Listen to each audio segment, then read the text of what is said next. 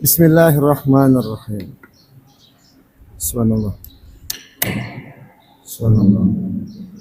Bismillahirrahmanirrahim.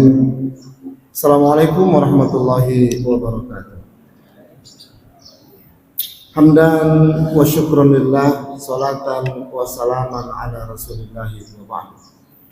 Asyhadu an la ilaha illallah wahdahu la syarikalah wa asyhadu anna Muhammadan abduhu wa rasuluh la nabiyya ba'da, amma ba'd.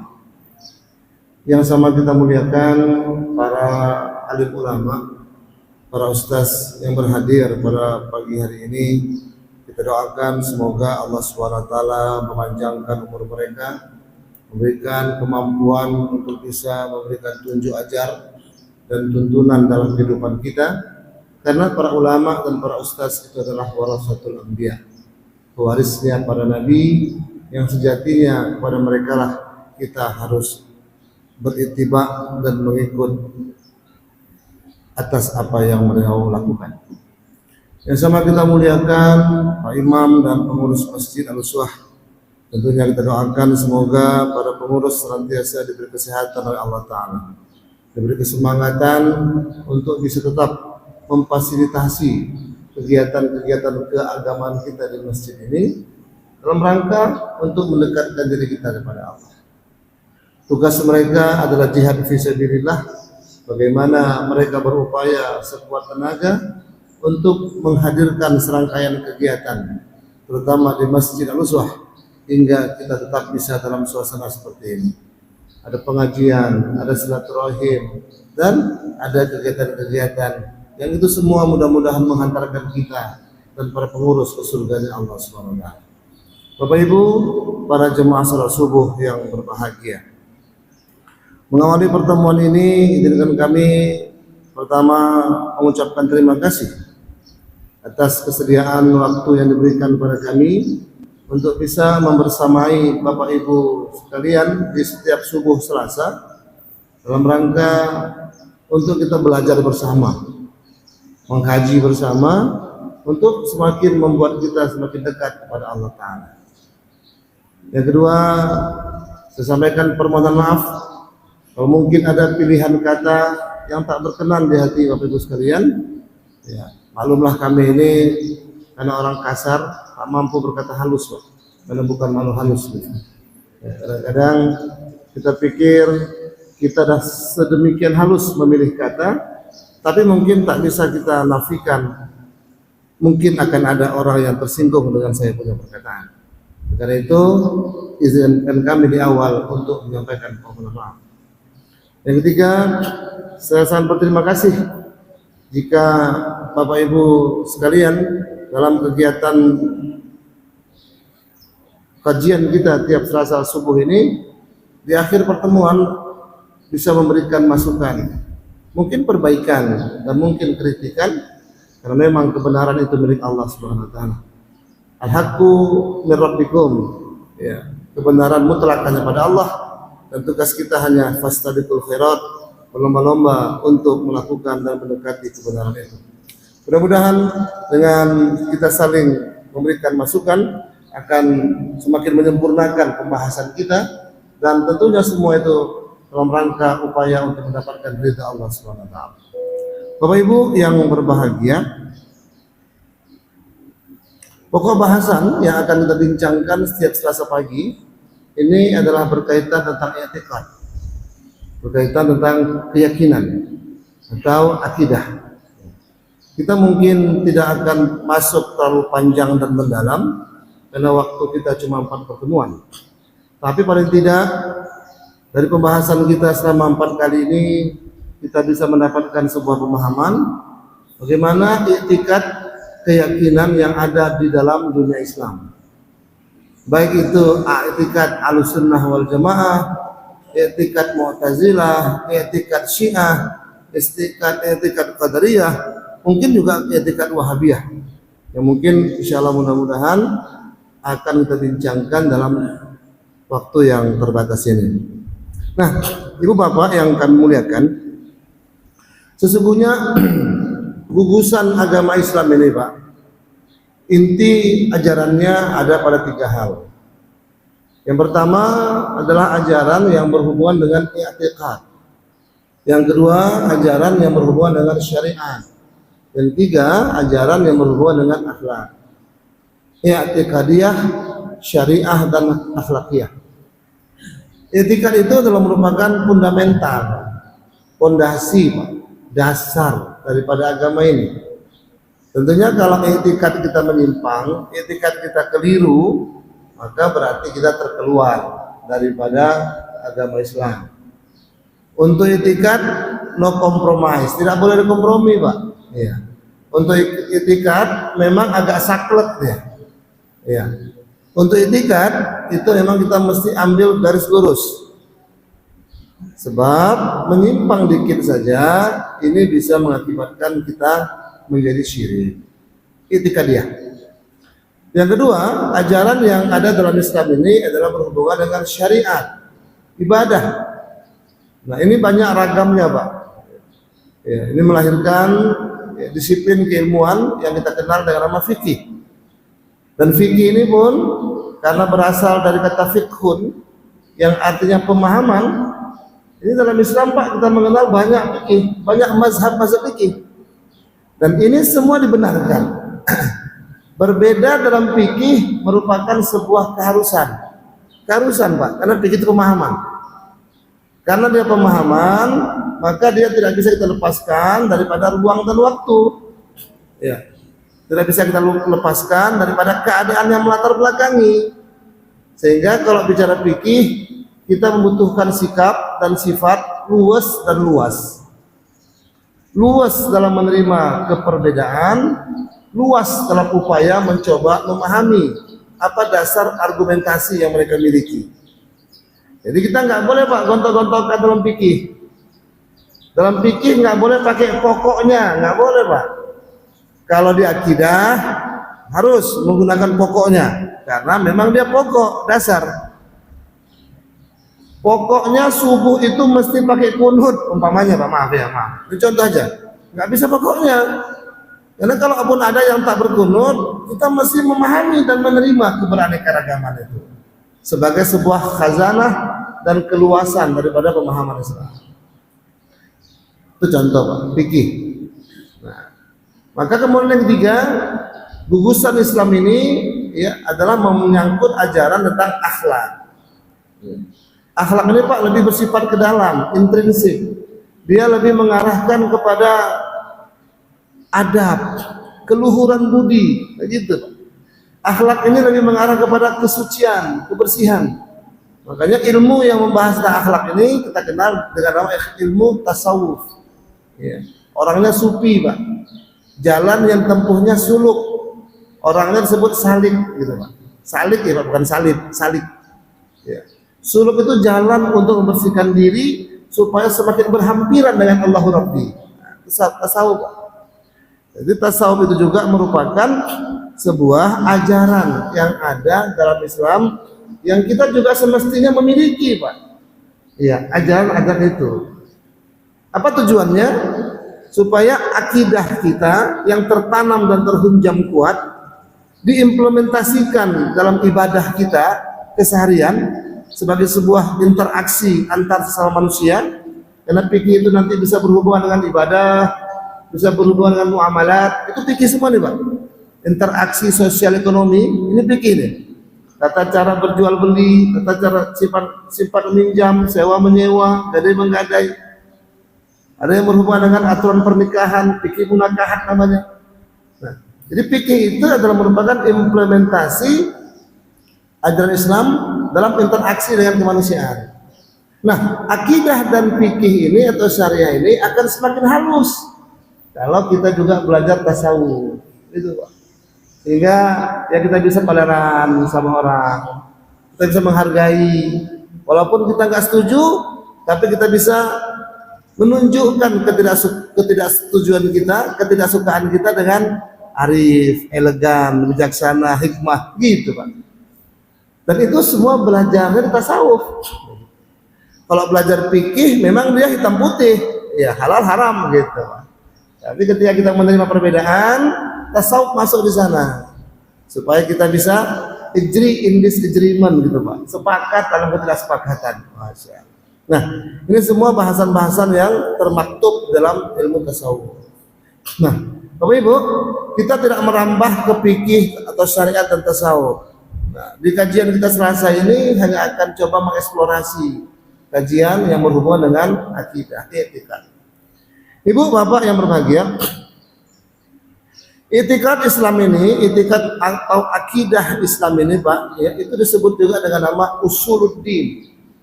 Kita mungkin sering Pak mendengar term atau istilah usuluddin. Apa itu usuluddin? Usul, pokok, din, agama, dasar-dasar agama. Ya. Di dalam kajian usuluddin ini juga Pak, nanti kita sering mendengar ada istilah ilmu kalam. Ilmu kalam ini adalah ilmu yang mempelajari tentang sifat-sifat Allah. Ya. Yang dalam salah satu sifat Allah yang 20 itu Pak. Apa 20 itu? Nantilah kita bahas Pak. Ya, janganlah tak sabar kali kita ya. Dalam membahas sifat Allah 20 itu ada yang namanya sifat kalam. Allah itu berbicara. Ya. Makanya sifat Allah kalam ini akhirnya melahirkan sebuah disiplin keilmuan yang dinamakan dengan ilmu kalam.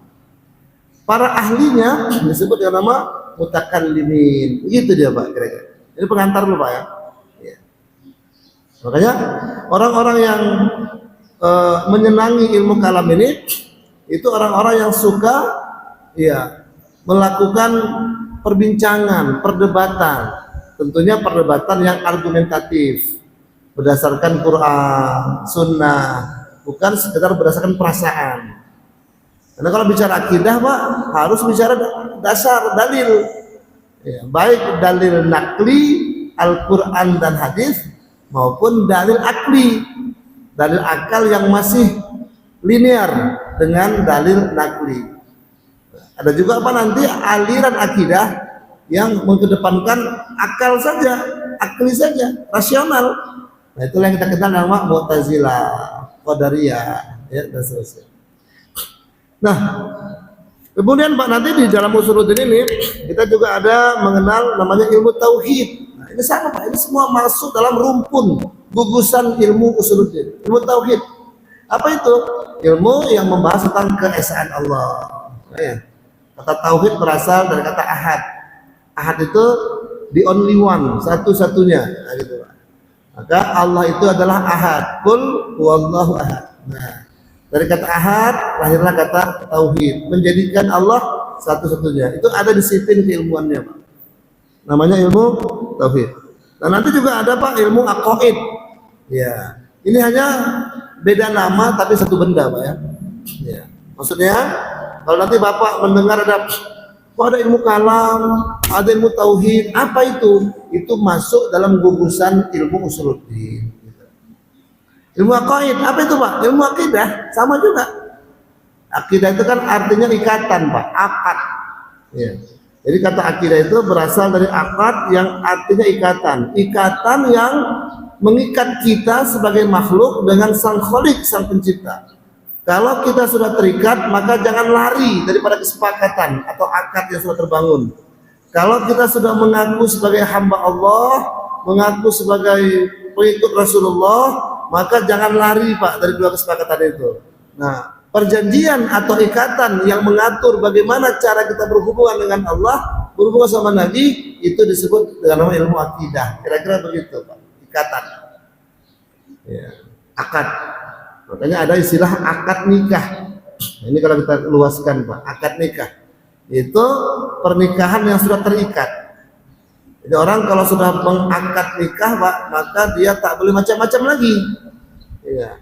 Sudah harus terikat pada perjanjian kedua belah pihak, perjanjian para pihak gitu ya. Suami dan istri. Ya. Apa hak suami dipenuhi istri, apa kewajibannya dipenuhi, apa hak istri dan demikian gitu Pak. Jadi nggak boleh lagi kalau sudah akad nikah chatting-chatting sama bini orang umpamanya Pak. Karena apa? Ini akan menyinggung perasaan pasangan. Karena kita sudah ada akad, ikatan, maka jalanlah di atas ikatan itu. Nah, itu aqaid namanya. Nah, tentunya dalam hal ini ikatan yang berhubungan dengan Allah SWT. Kalau di Indonesia Pak, ilmu tauhid ini dikenal dengan nama ilmu sifat 20. Jadi kalau bapak-bapak nanti ke pulau-pulau, ke kampung-kampung, apa ya? Ini Pak masih kuat nih Pak. Para ulama kita, para pak imam kita, para orang tua kita itu memegang betul sifat 20 ini Pak. Makanya kalau kita ketemu dengan mereka, mereka akan uji tuh. Awak hafal tak sifat 20? Gitu deh Pak. Apalagi kalau tengoknya kita pakai jenggot, pakai jubah nih, di tes itu Pak. Awak pakai begini hafal tak sifat 20? Wah, itu. Karena memang bagi mereka sifat 20 itu adalah ilmu suluddin. Salah, tidak benar itu Pak. Ya. Cuma memang dalam implementasinya ada sedikit persoalan. Apa itu Pak? Mereka mengkaji sifat 20 tapi tidak dibarengi dengan syariat. Akhirnya melahirkan sebuah keyakinan, ya untuk apa lagi sholat? Ya kan sholat itu di hati. Nah ini kacau lagi nih Pak. Ini penyimpangannya. Ya, sehingga pernah kita alami tuh Pak, waktu kita keluar dakwah ke sebuah pulau, tak sebut nama lah Pak ya. Waktu kita jumpa orang tua itu di kopi, ya, dia tanya sifat 20. Ya, kita bilang kita nggak tahu lah tuh, terangkanlah tuh. Wah, terangkan deh wujud itu begini, kidom, Allah ada, macam-macam lah Pak. Mukhalafatul hadis. Nah, terdengar aja Pak. Lepas itu azan, Allahu Akbar, Allahu Akbar. Wah, tuh udah azan tuh. Jadi yuk kita ke masjid tuh. Awak aja lah pergi gitu. Awak aja. Ya. Saya di sini udah sholat nih gitu. Kalau begini wassalam lah tuh. Pergilah saya cabut Pak. Sifat 20. Ya.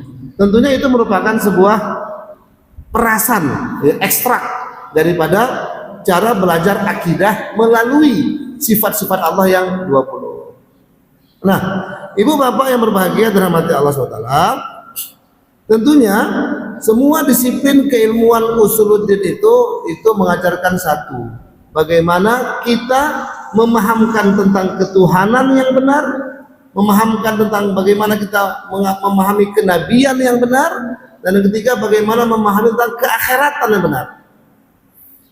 Jadi ilmu akidah itu Pak membahas 3 hal ini, tentang ketuhanan, siapa Allah, bagaimana mengenal Allah, tentang kenabian, bagaimana sifat-sifat Nabi, dan tentang keakhiratan, azab kubur, ada tidak? Al-Quran itu wahyu apa tidak? Iya. Sifat Allah berjisim, bertangan, betul apa tidak? Ini masuk dalam kajian-kajian keakhiratan, eskatologis kalau kata orang-orang seberang. Nah, Bapak Ibu yang berbahagia, nah ketika kita mempelajari akidah, ya nanti kita akan mempelajari tentang firqah-firqah Pak. Itu tidak bisa kita pungkiri. Ada aliran-aliran, ya, ada golongan-golongan yang terdapat dalam akidah Islam ini. Ya. Dan ini lagi-lagi Pak perlu kita sikapi dengan luas dan luas. Ya. Tapi kita punya prinsip. Jangan pula luas-luas akhirnya kita tak punya prinsip, ke bawah arus. Ya. Nah, ini kita nggak punya keyakinan namanya Pak. Ya kita boleh memahami akidah orang, tapi kita mesti punya pegangan akidah sendiri, gitu Pak. Ibaratnya kalau dalam terminologi agama ada namanya istikhlas Pak. Ada istilah, ada term ikhlas, ada istikhlas. Ikhlas itu Pak melakukan sesuatu semata-mata karena Allah, ikhlas. Tapi kalau istikhlas adalah berpegang kepada sesuatu walaupun tidak menyalahkan yang lain. Ini konteksnya Islam ya Pak ya. Kalau dalam agama lain itu pasti lakum dinukum waliyadin ya. Tapi kalau dalam konteks keberaneka-ragaman aliran akidah, keberaneka-ragaman mazhab fikih, kita perlu mengedepankan prinsip istikhlas. Apa istikhlas Pak? Contohnya begini. Ini maaf ya. Kalau saya katakan istri adinda saya cantik, ya Beni. Istri ya bapak-bapak cantik. Tapi bagi saya istri saya paling cantik. Mohon maaf Pak. Ini contoh. Ya. Itu akhirnya melahirkan sebuah sikap tidak menyalahkan yang lain, tapi punya prinsip gitu Pak. Ini kira-kira saya mengambil contoh paling mudah aja. Akan berbeda halnya kalau saya katakan, Bapak, istri saya paling cantik. Istri Adinda Beni itu jelek. Wah, pasti meradang deh Pak. Masih meradang, kira-kira gitu. Nah ini namanya konsep istikhlas. Ya, istri bapak cantik, bagi saya istri saya paling cantik. Akidah Mu'tazilah mungkin ada bagusnya, akidah Wahabi mungkin ada bagusnya, akidah Qadariyah mungkin ada bagusnya, tapi bagi saya lebih berpegang kepada akidah Ahlus Sunnah wal Jamaah. Kira-kira begitu. Jadi kenapa harus ada firqah dalam akidah? Bukankah akidah ini sesuatu yang fundamen, yang tidak boleh ada keraguan, tidak boleh perbedaan? Pak, salah satu kelebihan manusia ini, Allah Ta'ala berikan akal. Akal itu nggak bisa dipagar, akal itu nggak bisa dikanal, Pak, tak bisa dikungkung itu. Akal itu dia akan bebas berpikir, dan itulah kelebihan manusia. Tinggal akal itu, Pak, bisa dituntun, bukan dipagar, tapi dituntun. Dengan apa?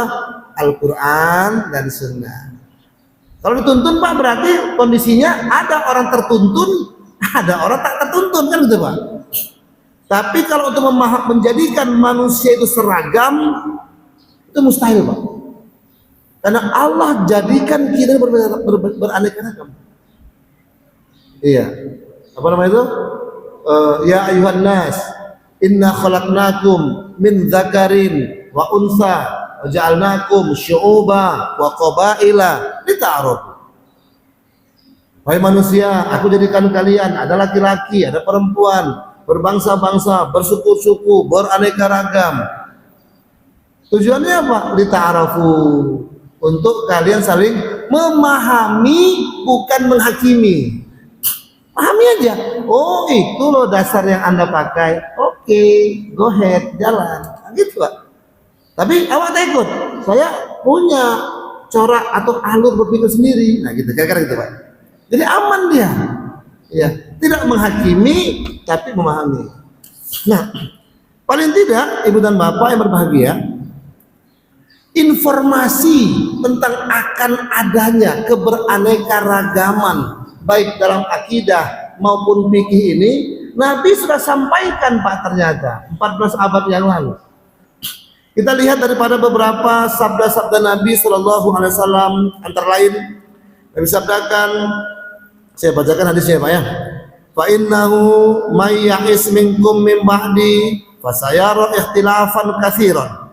Fa alaikum bisunnati wa sunnatil khulafa'il mahdiyyin ar-rasyidin. Tamassaku biha wa uddu biha bin nawajis. Apa kata Nabi, Pak?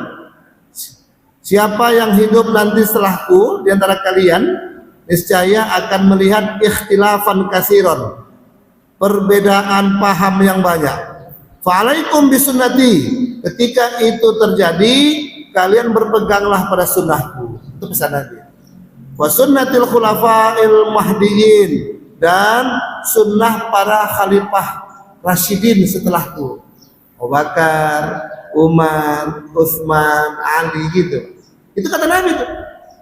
Jadi nanti, Pak, kalau ada aliran akidah yang tidak mengakui Abu Bakar, Umar, Utsman, ada, Pak, ada. Siapa? Syiah. Ya. Maka tentunya kita bisa memberikan sebuah kesimpulan. Oh, berarti Syiah itu kalau berdasarkan hadis Nabi yang ini telah menyimpang. Begitu ya. Kita tidak menghakimi tapi memahami. Oh, menyimpang, udah. Karena Nabi suruh kita, Pak, mengikut kepada sunnah para khulafa ur-rasyidin sepeninggalku. Tamassaku biha. Ya, kata Nabi apa? Kalau itu terjadi, berpegang teguhlah kalian dengannya. Wa'uddu 'alaiha bin nawajis, dan kalau dapat gigit dengan geraham. Wah, itu saking, itu kan kalimat kiasan, kinayah, Pak, ya. Ya. Karena akidah tak bisa digigit, Pak. Ya kan, bukan benda dia. Ya, maksudnya apa? Berpegang teguhlah, konsistenlah dan konsekuenlah dengan akidah Ahlussunnah yang kalian pegangi. Kita bisa melihat, Pak, beberapa hadis yang lain, antara lain Nabi sabdakan yang lebih agak spesifik, Pak, ya. Kata Nabi, inna bani Israel tafarraqat ala sintaini wa sab'ina millatan. Bani Israel itu nanti akan berfirqah-firqah, bergolong-golongan, berkelompok-kelompok kepada ya 72 sintaini, ya 72 golongan. Wa taftariqu ummati, dan umatku nanti akan berpecah pula ala salasin wa sab'ina millatan, kepada 73 golongan. Kulluhum binnar, semuanya itu neraka. Masya Allah. Illa millat wahidah, kecuali golongan yang satu. Kalau para sahabat bertanya, wa man hiya ya Rasulullah, apa golongan yang satu itu ya Rasul? Apa kata Nabi? Qal ma ana alaihi wa ashabi. Itu golongan orang yang mereka berpegang teguh kepada ajaranku dan ajaran sahabat-sahabatku. Hadis riwayat Tirmidzi. Ya. Satu lagi mungkin Pak hadisnya untuk semakin menguatkan keyakinan kita. Apa kata Nabi? Walladzi nafsi Muhammad biyadih. Demi jiwaku, maksudnya jiwa Muhammad yang berada dalam genggaman Allah Ta'ala. La taftariqu ummati, pasti. Wah, dia pakai lam ta'lil, Pak. Bermakna kepastian. Pasti umatku akan terpecah ala salasin wa sab'ina firqatan, kepada 73 golongan. Fawahidatun fil jannah, ya, yang satu akan masuk ke surga. Wasintani wa sab'una finnar, yang 72 lagi akan masuk ke neraka. Wah, ini Pak, ini seram-seram juga ini Pak, ya kan? Jangan nauzubillah ya. Semoga kita masuk yang satu, Pak. Amin. Ya. Kila para sahabat bertanya, manhum ya Rasulullah? Siapa yang 72 golongan itu ya Rasul? Nabi katakan lagi, Pak, ahlus sunnah wal jamaah. Itulah golongan orang-orang yang berpegang teguh pada sunnah wal jamaah. Jamaah ini Pak bisa diterjemahkan dengan sahabat-sahabat Nabi. Ya. Jamaah itu bisa diterjemahkan dengan orang-orang yang jamaah, berkumpul. Ya, berkumpul secara mayoritas untuk mengamalkan satu ajaran tertentu yang itu berdasarkan Quran dan Sunnah wal jamaah. Nah, mereka lah orang-orang yang akan dimasukkan ke surga oleh Allah Subhanahu wa taala. Nah, Ibu Bapak yang berbahagia, ya. Kalau kita menilai dan melihat kepada fenomena yang ada sekarang, maka sekurang-kurangnya hadis Nabi tadi Pak kita bisa apa? Kita bisa explore ya, explore ya. Ya, kita bisa rincikan lah Pak. Ya. Yang 73 golongan itu mana-mana aja. Ya. Merujuk kepada kitab I'tiqad Ahlussunnah wal Jamaah karya Kiai Haji Sirojuddin Abbas. Beliau mengelaborasi ya, bahwa 73 golongan itu dengan rincian sebagai berikut. Yang pertama kaum Syiah, ya, kaum Syiah, ya, itu akidah yang dominan Pak sekarang, ya, sekarang menyerang Amerika itu Pak, Israel, ya, yang berpusat di Iran ya. Kaum Syiah, ya, siapa itu Syiah Pak? Ya, secara umum nanti akan kita rinci di pertemuan berikutnya. Secara umum Pak, kaum Syiah itu atau i'tiqad Syiah itu adalah i'tiqad yang mengajarkan tentang memuliakan Ali secara berlebihan. Nah, gitu lah Pak. Kira-kira gampangnya gitu. Ya. Berlebihan dalam memuja Ali bahkan. Ya. Sehingga dikatakan bahwa yang berhak untuk jadi nabi ya itu sebenarnya Ali, sampai begitu mereka. Nah, itu Syiah ya. Nah, yang lebih dahsyat lagi, Syiah ini Pak tidak mengakui atau membenci ya khalifah-khalifah sebelumnya, Abu Bakar, Umar, Utsman. Apa yang melatar belakangi? Nah, itu mungkin pertemuan berikutnya Pak. Kalau kita bahas juga, siap-siap nih Pak. Syiah. Nah, di Syiah itu sendiri ada 22 aliran. Nah, kalau kita rinci, yang 72 itu begitu Pak. Syiah ya dengan 22 aliran. Yang kedua Pak, kaum Khawarij namanya. Ya. Mungkin sekarang mereka tidak memperkenalkan dirinya sebagai sebuah komunitas. Beda dengan Syiah ya. Kalau Syiah memang mereka memperkenalkan dirinya sebagai komunitas. Saya Syiah, kami Syiah. Nah, gitu kan. Nah, kalau Khawarij tidak. Ya. Tapi pemikiran Khawarij Ada pas sampai sekarang secara laten. Iya. Apa itu Khawarij, Pak? Ya, kaum yang berlebih-lebihan pula membenci Ali. Nah, ini ada latar belakang sejarahnya ada, Pak. Nanti akan kita bahas. Ya. Kemudian, ya bahkan di antara mereka ini ya ada yang sampai mengatakan Ali dan kelompok pengikutnya itu kafir. Itu Khawarij. Dia paling membenci itu, Pak, kelompok Syiah. Nah, kemudian mengatakan bahwasanya orang-orang yang membuat dosa besar itu kafir. Ini beberapa corak pemikiran Khawarij. Ya. Nah, Khawarij ini memiliki 20 aliran. Yang ketiga, ada i'tikad Mu'tazilah, Pak. Mu'tazilah ini lagi-lagi lebih dahsyat. Sampai sekarang banyak nih, Pak, terutama di IAIN. Itu ada di desa dari IAIN. Orang-orang yang mengedepankan rasional. Ya. Nah, ini kalau ada pertanyaan kenapa IAIN itu banyak orang Mu'tazilah, tapi dulu Pak. Ya, kalau sekarang sudah banyak orang-orang yang tercerahkan di sana. Ya. Karena hampir rata-rata, Pak, dosen-dosen IAIN itu jebolan Amerika, jebolan Barat ya.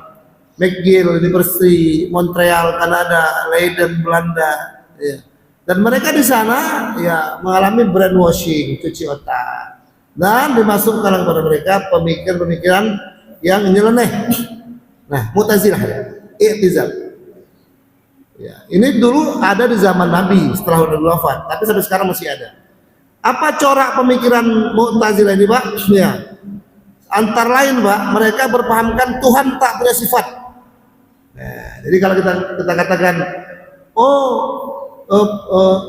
apa namanya itu? Ajaran tentang sifat 20 itu kan, Pak, semua akidah Islam mengajarkan. Oh, tidak. Mu'tazilah salah satu diantaranya yang tidak mengakui bahwa Allah itu punya sifat. Ya, karena kalau mereka katakan kalau Allah punya sifat, maka Allah tidak esa. Ada Allah, ada sifatnya. Nah, gitu Pak. Ya, tentunya ini kan akan diklarifikasi oleh Ahlus Sunnah wal Jamaah. Allah punya sifat, tapi sifat Allah tidak berlepas daripada wujudnya. Sifat Allah include dalam wujudnya. Tapi kira-kira begitu, Pak. Tapi Mu'tazilah menghamkan tak punya sifat. Apalagi, Pak, manusia itu berbuat sesuai dengan kehendaknya sendiri. Tak ada campur tangan Allah. Jadi kalau saya hari ini mencuri, itu maunya saya, bukan maunya Allah. Wah. Allah tak ada urusan. Allah cuma ciptakan kita, kemudian Allah menjadi penonton. Gitu. Ya. Tidak ada kuasa Allah untuk menghindarkan saya daripada keburukan atau membawa saya kepada kebaikan. Ini corak pemikiran Mu'tazilah menurut saya, Pak. Ya. Itu Mu'tazilah. Apalagi, Pak? Manusia itu membuat pekerjaannya sendiri dan tak ada campur tangan Allah. Kemudian Tuhan itu tak dapat dilihat di surga. Kalau akidah Ahlussunnah wal Jamaah, Pak, ya mengajarkan kenikmatan yang paling tinggi yang akan dialami oleh ahlu surga adalah nanti diperkenankannya ahlu surga untuk bisa bertemu sama Allah, kan gitu, Pak ya. Bahkan ada dalam hadis dikatakan ketika nanti suatu hari Jumat dikatakan semua ahli surga dikumpulkan di sebuah tempat. Sehingga ketika dikumpulkan Allah nampakkan wajahnya, maka tercengang orang ahli surga selama 70.000 tahun, begitu Pak digambarkan.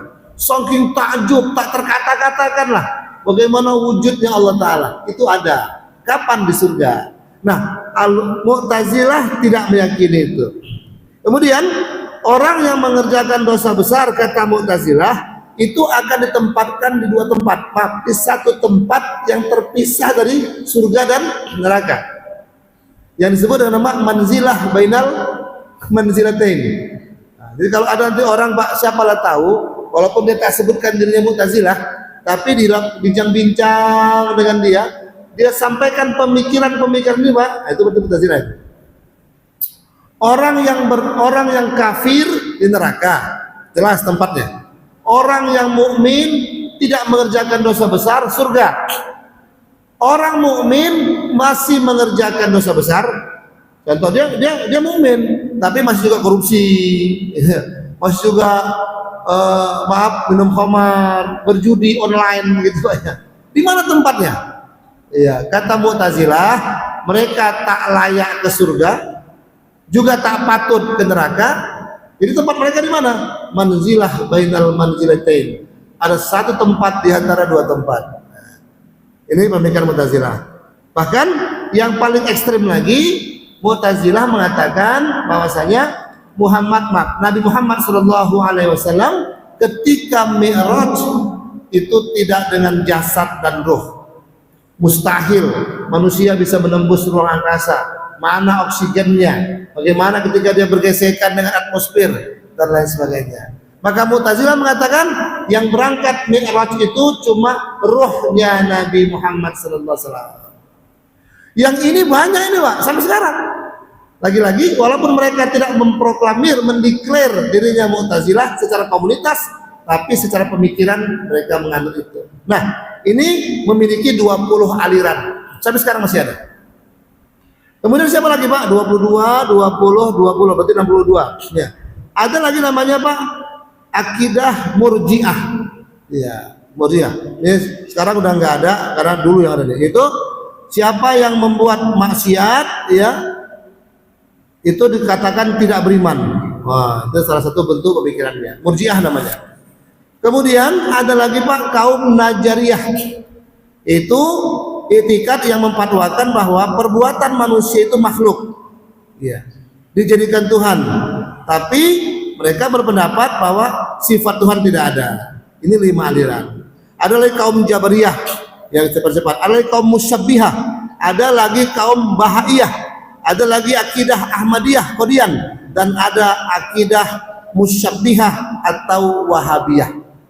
Nah, ini kaum yang mengikuti pendapat Ibnu Taimiyah. Nah, ibu bapak yang berbahagia, kalau di total maka plus akidah Ahlussunnah Jamaah. Kalau di total jumlahnya persis seperti mana kata Nabi, 73 aliran. Ibu bapak yang berbahagia, ya, kita mungkin akan menyelesaikan pembahasan ini sampai Isra tiba. Ya, Isra itu Pak 1,5 jam dari azan subuh. Kalau subuh sekarang jam 6, Pak jam 5, maka Isra itu jam 6:30. Nah, mungkin kita akan berikan waktu mungkin 10 atau 15 menit untuk kita menerima masukan Bapak Ibu sekalian. Tapi izinkan kami sebelum memuntaskan pertemuan pertama ini, kami sampaikan dulu Pak, apa sejarah munculnya aliran akidah itu. Bapak Ibu, di zaman Nabi akidah ini tak berpecah Pak. Tidak ada aliran, murni. Apapun persoalan yang disampaikan Nabi, para sahabat ikuti. Kan itu Pak. Tidak ada perdebatan, no doubt di sana. Ya. Bahkan para sahabat itu Pak termasuk orang-orang yang sangat ittiba, bahkan taklid dengan Nabi. Kalau ditanya berapa kaki onta, sahabat mengatakan Allahu a'lam, Allah dan Rasul yang tahu. Begitu Pak. Saking ittiba dan taklidnya mereka. Tapi setelah sepeninggal Nabi, mulai Pak muncul perbedaan akidah. Yang kalau kata Dr. Harun Nasution, walaupun saya tak sepakat sebenarnya, tapi ini saya sampaikan aja. Kalau kata Pak Profesor Harun, awal mula perbedaan akidah itu didasarkan kepentingan politik, kata beliau. Walaupun masih debatable, banyak perdebatan ya. Kalau saya masih mengatakan bahwa memang murni tentang bagaimana cara menyikapi keyakinan kepada Allah. Kapan mulai terjadi perbedaan itu Pak? Persis wafat Nabi. Bapak Ibu, ketika Nabi wafat, itu jasad Nabi belum digumikan, masih diurus oleh Ahlul Bait. Ahlul Bait itu kan Pak penyebutan kepada keluarga Nabi. Iya. Yang sekarang itu orang Syiah itu yang memproklamirkan dirinya sebagai Ahlul Bait. Iya. Bahkan mereka menyebutkan komunitasnya dengan Ijabi, Ikatan Jamaah Ahlul Bait Indonesia. Makanya Bapak Ibu kalau pengen menyatakan tuan rumah gitu, pakailah istilah Sohibul Bait. Iya. Dan kadang-kadang ada acara kenduri kan, sepatah kata dari Ahlul Bait. Nah, jangan Pak, sepatah kata dari Sohibul Bait. Ini penyebutan. Nah, jasad Nabi masih diurus oleh Ahlul Bait. Tapi para sahabat sudah berkumpul Pak di sebuah tempat namanya Saqifah Bani Sa'idah. Tempat itu sekarang masih ada di pelataran parkir, di halaman Masjid Nabawi sebelah mana? Sebelah kanan belakang. Nah, kalau Bapak nanti ziarah ke Masjid Nabawi, sebelah kanan ada lapangan luas, itu ada sebuah tempat namanya Saqifah Bani Sa'idah. Dulu Pak itu aula. Dulunya aula. Nah, tempat para sahabat berkumpul. Tapi sayang Pak, sekarang tempat itu di bumi hanguskan oleh ini Pak, rezim, ya saya pakai bahasa rezim lah, rezim Wahabi yang ada di Arab Saudi ini Pak. Salah satu ajaran Wahabi, sedikit Pak ya, salah satu ajaran Wahabi paling benci kubur Pak, paling benci tempat-tempat sejarah. Dikhawatirkan kata mereka, dikhawatirkan nanti umat Islam akan mengkultuskan itu hingga berlakulah syirik. Padahal Bapak Ibu, tempat sejarah itu penting. Untuk kita bisa menapak tilas ke masa lalu, diperlukan situs sejarah. Oleh orang Wahabi itu dihancurkan. Inilah sejarah kelam dunia Islam di tangan pemerintahan Wahabi di Arab Saudi.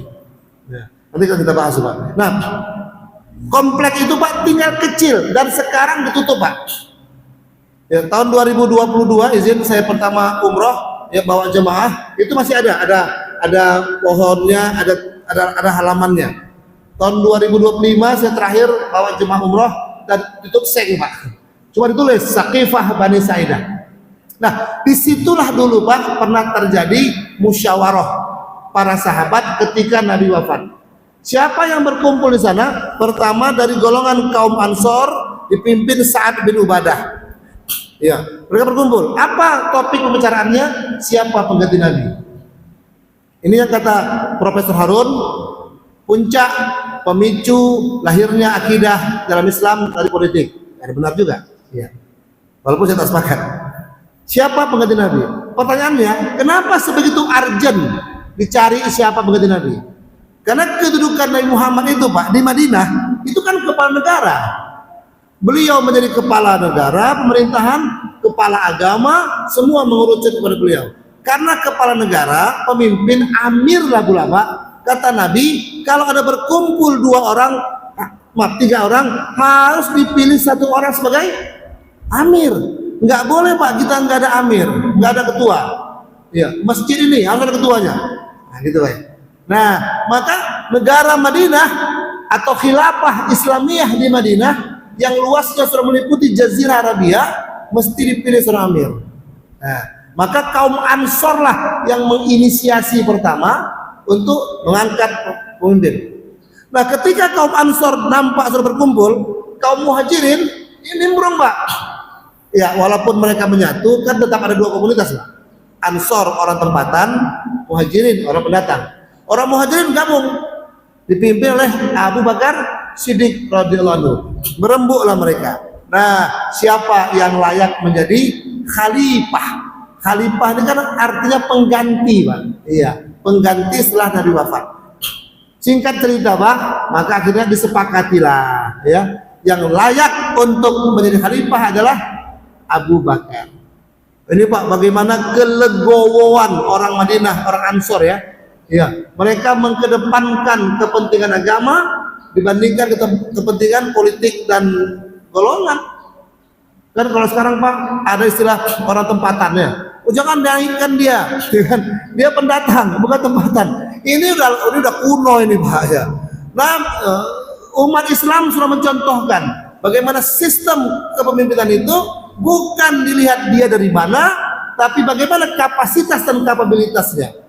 Ya, walaupun Abu Bakar bukan orang tempatan, bukan orang Ansor, tapi orang pendatang Muhajirin, tapi karena lihat track recordnya layak untuk jadi khalifah. Ya, apa track recordnya? Ya, lebih tua, kemudian pernah menggantikan Nabi tidur waktu Nabi mau hijrah, ya, kemudian banyak hal Pak, pernah menggantikan Nabi sebagai imam sholat ketika Nabi sakit. Nah, singkat cerita Pak, terpilihlah Abu Bakar. Nah, ketika itu Pak, belum ada muncul yang layak menjadi pemimpin atau khalifah adalah Ali, seperti yang digaung-gaungkan oleh kaum Syiah. Sepakat sahabat Abu Bakar. Nah, kemudian Pak, tahun ke-30 Hijriah, beberapa tahun setelah itu Pak, muncul seorang tokoh namanya Abdullah bin Sabah yang mengusung bahwa yang layak jadi khalifah sebenarnya adalah Ali. Ini memang kacau. Siapa Abdullah bin Sabah Pak? Pendeta Yahudi dari Yaman. Ini pelajaran penting Pak, bahwa yang mengaco mengobok-obok Islam itu memang orang luar Pak, Yahudi. Itu otaknya Pak. Iya. Abdullah bin Sabah namanya. Nah, dialah yang berkampanye bahwasanya yang layak jadi khalifah adalah Ali, kata beliau. Nah, dan akhirnya itu ditumpas. Nah, kemudian terjadilah Khawarij, kemudian Mu'tazilah dan seterusnya. Yang ingin saya sampaikan bahwasanya hampir semua persoalan gejolak di dunia Islam itu aktor intelektualnya adalah dari Yahudi. Ini perlu untuk kita waspadai sampai hari ini. Bagaimana kita mesti bersikap dengan Yahudi? Jangan terlalu dekat Pak. Ya, bukan hanya Yahudi saja, orang-orang yang berafiliasi ke Yahudi pun sebenarnya para pemimpin negara kita mesti punya sejarah masa lalu. Jas merah Pak, jangan selalu melupakan sejarah, kata Soekarno. Apalagi kalau kita tahu bahwasanya dunia Islam akan di ujung tanduk seperti hari ini. Baik, Bapak Ibu berbahagia dirahmati Allah Ta'ala. Nah, dari kasus lahirnya Syiah ini akhirnya timbullah beberapa akidah-akidah dalam Islam yang sampai hari ini itu menjadi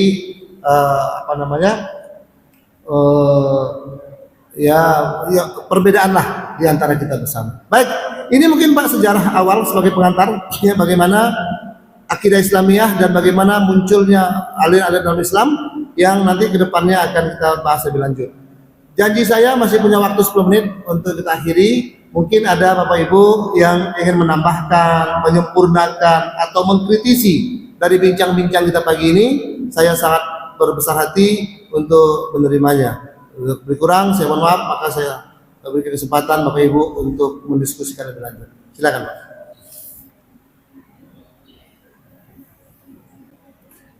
Kalau nggak ada kita tutup dengan doa.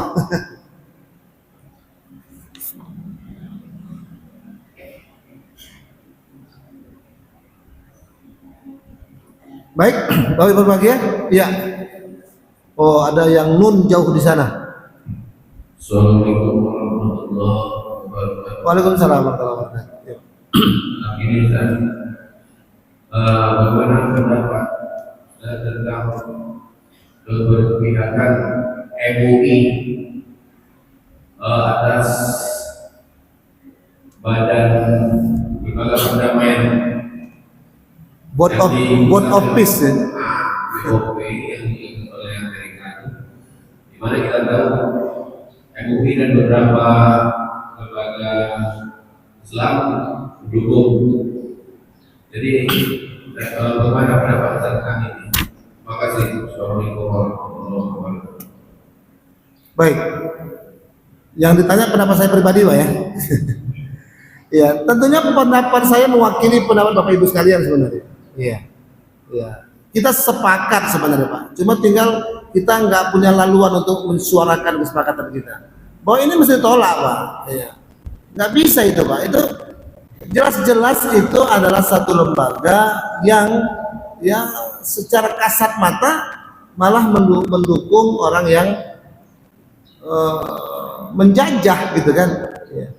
Seharusnya kalau mau melakukan pembelaan, membela kepada orang yang terjajah.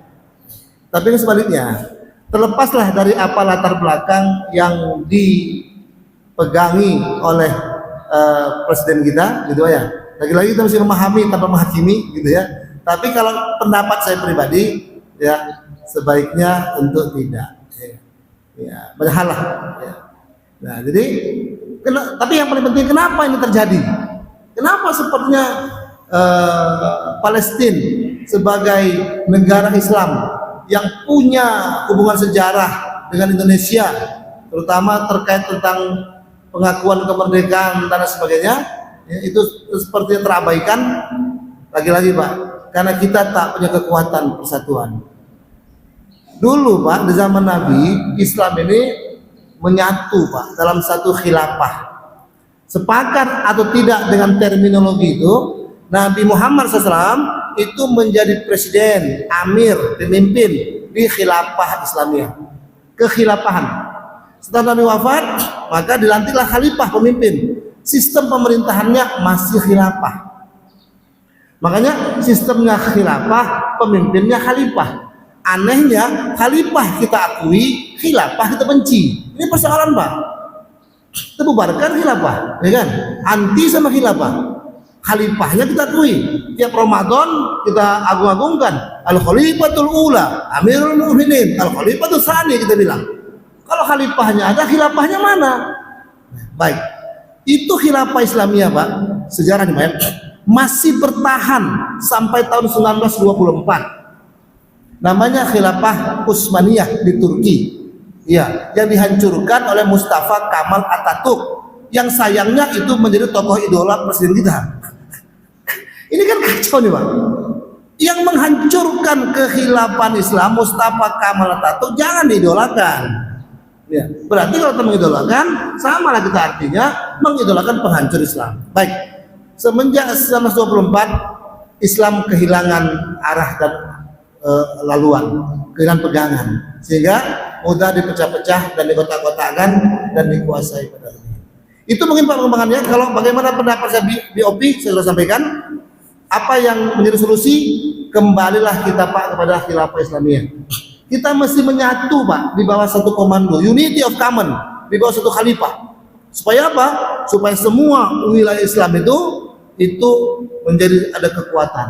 Dan memang yang paling ditakuti Barat adalah kembalinya kekuatan Islam seperti mana kembalinya di zaman Nabi dan para sahabat. Maka mereka pecah itu dengan politik divide and impera, pecah belah dan jajahlah. Maka beginilah nasib kita hari ini. Palestina saudara kita, tapi sepertinya tak mampu kita bantu. Untunglah 8.000 TNI ya.